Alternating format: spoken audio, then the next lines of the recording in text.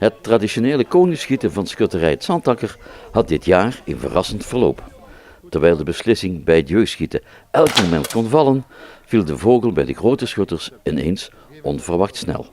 Jarno Lamers mocht zich laten kronen tot de nieuwe koning van de schutterij en dit kwam zeker bij hem als een complete verrassing. Nou, ik had het zelf niet verwacht. Ik dacht, hij staat daar boven nog op 14 plekken vast.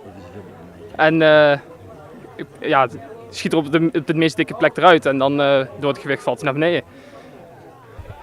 Met zijn 19 jaar is Jarno een van de jongste koningen in de geschiedenis. Volgens mij wel. Ik schiet nou voor het tweede jaar mee. Vorig jaar schoot degene voor mij hem eraf en nu schiet ik hem er zelf af. En als ik het goed beluisterd heb, 5 jaar geleden was jouw vader koning. Klopt. Dus het zit een beetje in de familie. Jazeker, toen mijn vader koning werd, werd mijn broertje ook jeugdkoning. Dus komt allemaal goed. Misschien dat hij hem daarachter er ook nog afschiet. Weten we ook niet. Voor Jarno was er echter nog één klein detail dat geregeld moest worden. Zijn koningin. Ja, ik heb zelf momenteel geen vriendin, dus er wordt even uitkiezen van de oudere jeugdploeg wie dat gaat worden. Oké, dus je mag het ook niet eens zelf uitzoeken? Nou, het gaat er goed overleggen. Als zij niet willen, dan gaat het niet. Oké. Liefste wel, maar zijn keuze.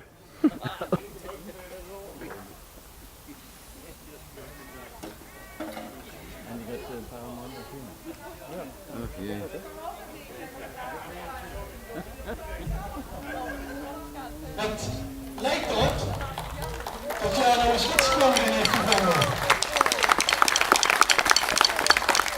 Jarno, je hebt een schutskoningin gevonden. Wil je dan aan Romy vragen of zij de schutskoningin wil zijn voor jou? Jij de schutskoningin worden? Ja hoor. En gelukkig voor de kerstverse koning zei ze ja. Romy Litjens zal dit jaar als schutterkoningin aan de zijde van Jarno te zien zijn. Voorzitter Bernie van Lierop is dan ook zeer trots op het jeugdige koningspaar. Ja, klopt. We zijn zonder meer in Noord-Limburg, maar ook in heel Limburg zijn wij een van de karttrekkers in het jeugdbeleid. Ik zelf ben intermediair tussen federatief gebied tussen Belgisch en Nederlands Limburg om de jeugd erbij te betrekken. En als je ziet hoeveel jeugd, hoeveel enthousiasme bij de jeugd is. En er wordt altijd gezegd van schutters en gildewezen is oudbollig. Maar als je het omkeert, zie je toch gewoon dat de jeugd ontzettend veel wil. Nou, wij tonen dat, we hebben een schitterend koningspaar, waarbij de koning 19 is. Onze koningin zometeen 17 jaar wordt. En op dat gebied lopen wij vooruit op de toekomst. En daar ben ik ontzettend trots op als voorzitter om dat mee te mogen maken. Ook bij de jeugd kwam er een nieuwe schutterskoning. Quinten van Rey loste het beslissende schot. Het Zandakker is niet alleen een schutterij, maar vervult ook een grote sociale functie in de gemeente Venray en is bij heel veel projecten betrokken.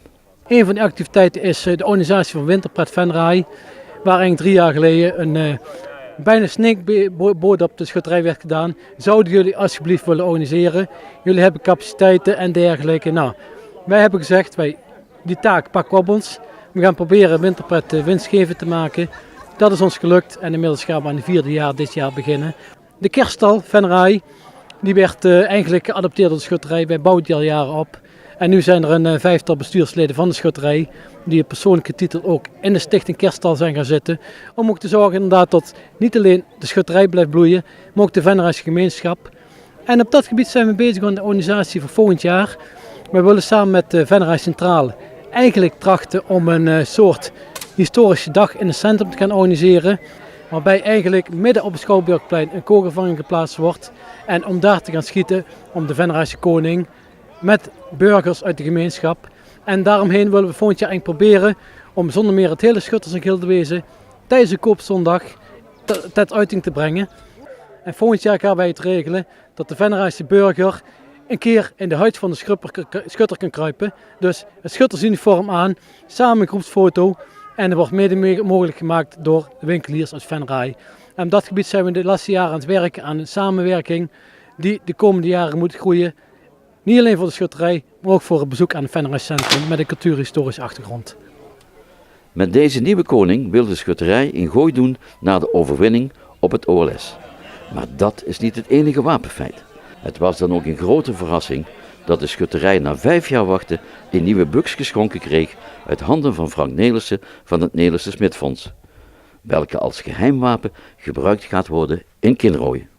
En dit geweer dat is een aantal jaren geleden besteld, mede door Frank Nelissen.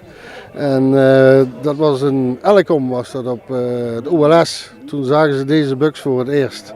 En toen zei een van de buksmeesters hier tegen Frank van zo'n buks willen wij ook graag. En zodoende sta ik hier dus nu vandaag met deze buks op het Koningsschieten in Venray. Deze buks die is eigenlijk, ja, het is eigenlijk een tweede model van wat ik ooit gemaakt heb. Ik maak al 25 jaar buksen. Vroeger was dat met houten kolf. En op een gegeven moment, je ziet dingen op beurzen, hè, Las Vegas, Nuremberg.